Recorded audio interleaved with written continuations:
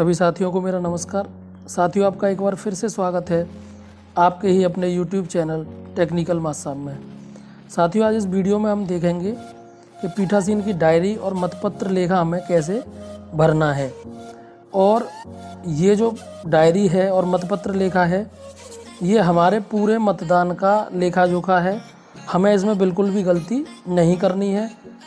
और इस वीडियो में हम ये भी देखेंगे कि कौन कौन से प्रारूप और कौन कौन से काम ऐसे हैं जिन्हें हम मतदान से एक दिन पहले कर सकते हैं। और टेंडर वोट और चैलेंज वोट के बारे में भी हम इस वीडियो में देखेंगे। तो आइए वीडियो को शुरू करते हैं। ये पीठासीन की डायरी का पहला पेज है।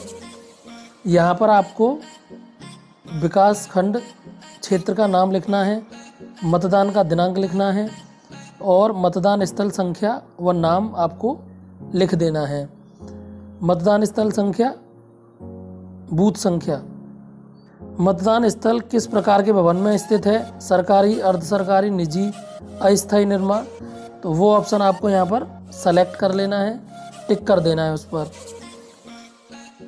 अब हम नंबर 5 देखते हैं। जिला मजिस्ट्रेट के आदेश के अंतर्गत नियुक्त मतदान अधिकारी की अनुपस्थिति में आपके द्वारा नियुक्त मतदान अधिकारी का नाम और पता और नियुक्ति का कारण। तो साथियों, जनरली ये आपको नहीं भरना है क्योंकि आपको पूरी टीम मिलेगी और ऐसा नहीं होगा कि आपको किसी मतदान अधिकारी को अपॉइंट करना पड़े, नियुक्त करना पड़े, तो आप इसको ब्लैंक छोड़ देंगे। 6वां है उपयोग में लाई गई मतपेटिकाओं की संख्या और नंबर। तो यहाँ पर आपको ये ध्यान रखना है कि मतपेटी के नंबर के चक्कर में आपको नहीं पड़ना है। आप वहाँ पर 1 और 2 लिख सकते हैं। अगर आपके यहाँ 1 यूज हो रही है तो आप नंबर क्रमांक में 1 लिख दें, और अगर 2 यूज हो रही हैं तो नंबर क्रमांक में आप 2 लिख दें। उनके इंडिविजुअल नंबर के चक्कर में न पड़ें, पर्टिकुलर नंबर के चक्कर में न पड़ें। ये 7वां नंबर है प्रत्येक 2 घंटे में पड़े मतों की संख्या। तो यहाँ पर हमें हर 2 घंटे पे जितने वोट पड़ गए हैं उनकी संख्या पीठासीन को देनी है। तो ये P1 का कार्य है, वो पीठासीन अधिकारी को इसकी जानकारी देंगे और वो उसको इस डायरी में भरते हुए जाएंगे। साथियों, हम प्रथम मतदान अधिकारी या P1 के लिए एक विस्तृत वीडियो बना चुके हैं, जिससे कि उनका काम बहुत आसान हो जाएगा। अगर आप ये वीडियो देखना चाहते हैं तो इस वीडियो का लिंक आपको आई बटन में मिल जाएगा और डिस्क्रिप्शन बॉक्स में मिल जाएगा, तो आप वहाँ से पूरा वीडियो देख सकते हैं। अब हम आगे देखते हैं। आगे इस डायरी में हमें क्या भरना है। मतदाता सूची में दर्ज मतदाताओं एवं मतदान करने वाले मतदाताओं का विवरण। तो ये जो मतदाता सूची में दर्ज कुल मतदाता पुरुष और महिला, तो ये आप एक दिन पहले ही लिख लेंगे क्योंकि ये आपको मतदाता सूची में से लिखने हैं, महिला पुरुष आप आसानी से लिख लेंगे। अब तीसरे कॉलम में हमें भरना है मतदाता जिन्होंने मतदान किया। तो ये भी P1 का कार्य है कि P1 इसकी सूचना पीठासीन अधिकारी को देंगे और हमें वहाँ पर पुरुष और महिला की संख्या भर देनी है। इसके बाद हमें कॉलम 4 में परसेंटेज निकालना है, तो परसेंटेज आप निकाल लेंगे। और सबसे लास्ट वाला है योग, और सबसे लास्ट में आपको योग लिख देना है। तो ये आपको बड़ी सावधानी से भरना है। 10 नंबर पे आप देख लेंगे दृष्टिबाधिता अथवा शारीरिक असमर्थता से ग्रस्त ऐसे मतदाताओं की संख्या जिन्हें मतदान में सहायता दी गई है। तो आप ये देख लेंगे ऐसे कितने मतदाता आपके यहाँ आए जिन्हें सहायता दी गई है, तो उसकी डिटेल आप यहाँ पर भर देंगे। आपत्तिकृत अव्याक्षेपित यानी चैलेंज वोट की संख्या आपको यहाँ पर लिखनी है, और कितनी धनराशि आपने जब्त की वो भी आपको यहाँ पर लिख देनी है। टेंडर मतों की कुल संख्या, कितने टेंडर वोट पड़े आपके यहाँ, वो भी संख्या आपको यहाँ पर लिख देनी है। यदि मतदान स्थगित करना पड़ा तो ऐसे मतदान की अवधि। तो साथियों, हमें अपने विवेक का पूरा प्रयोग करना है और हमें ऐसी स्थिति पैदा नहीं होने देनी है कि मतदान स्थगन करना पड़े। जब आखिरी मतदाता ने अपना मत डाला तब का सही समय। तो यहाँ पर आपको जब आपके यहाँ लास्ट वोट पड़ा है वो समय आपको यहाँ पर लिख देना है। वैसे समय 6 बजे तक है। अगर आपका लास्ट वोट 6 बजे या 6 बजे से पहले पड़ जाता है तो वो आप यहाँ पर लिख देंगे। और अगर आपके यहाँ मतदान 6 बजे के बाद भी चलता है तो वो समय आपको यहाँ पर नोट कर देना है, लिख देना है। अन्य महत्वपूर्ण घटना यदि कोई घटी हो तो वो आपको यहाँ पर लिखना है। तो यहाँ पर आप पूरा डिटेल्स लिखेंगे। अब हम देखते हैं मतपत्र लेखा हमको कैसे भरना है।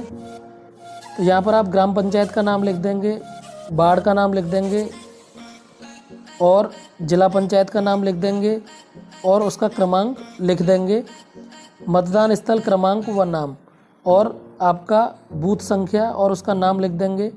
अब पहला है मतदान स्थल के पीठासीन अधिकारी द्वारा प्राप्त मतपत्रों की संख्या, कुल संख्या।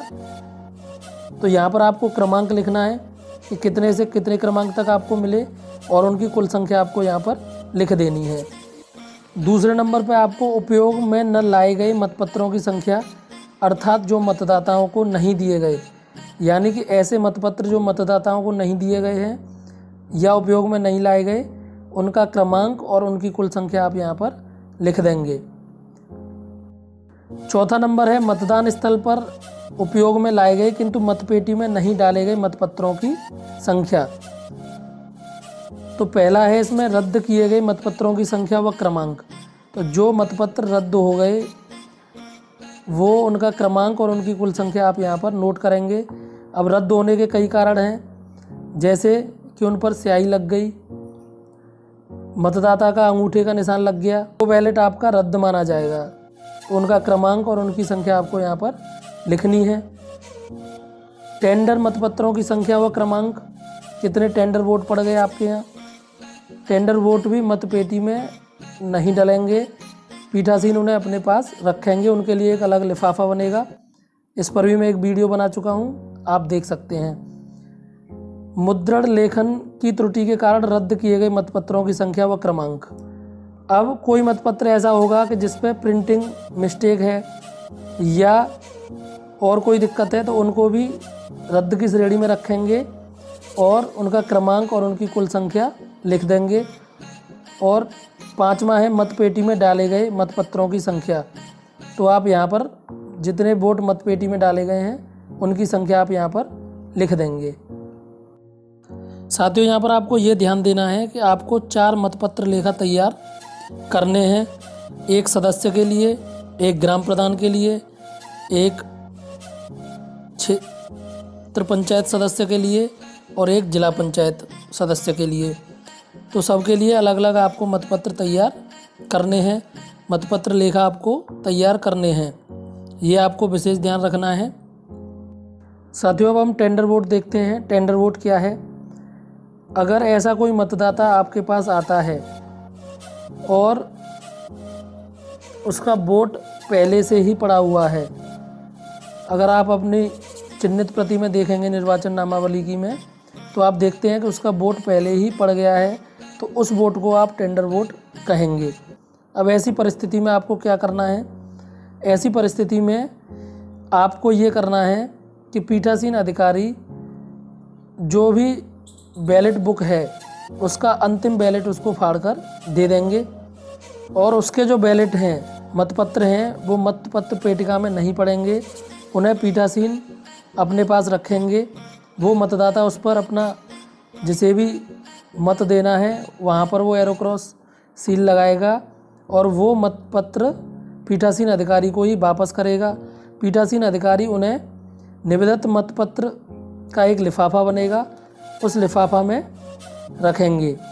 ये वोट मतपत्र पेटिका में नहीं पड़ेंगे, ये आपको विशेष ध्यान रखना है। और इसके लिए एक प्रारूप भरा जाएगा, यह है प्रपत्र 30 निवेदित मतों की सूची। यहाँ पर आपको ये डिटेल्स भरनी है, ये प्रपत्र आपको भरना पड़ेगा जितने भी निवेदित या टेंडर वोट आपके यहाँ होंगे उनके अनुसार।